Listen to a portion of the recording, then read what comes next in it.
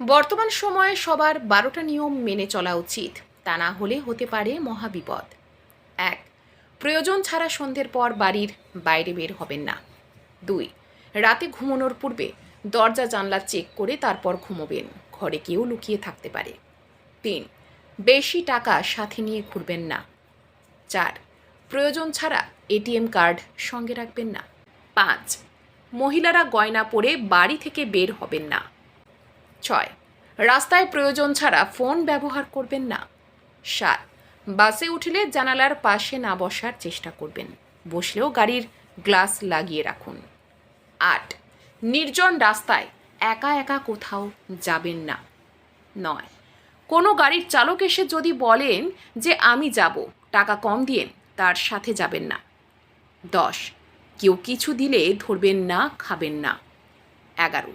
আপনি যদি বুঝতে পারেন আপনার জীবনের ঝুঁকি আছে, তাহলে গাড়ি থামিয়ে নেমে দৌড় দিন। 12. সবসময় নিজেকে অ্যাক্টিভ রাখুন এবং চারপাশে খেয়াল রাখুন।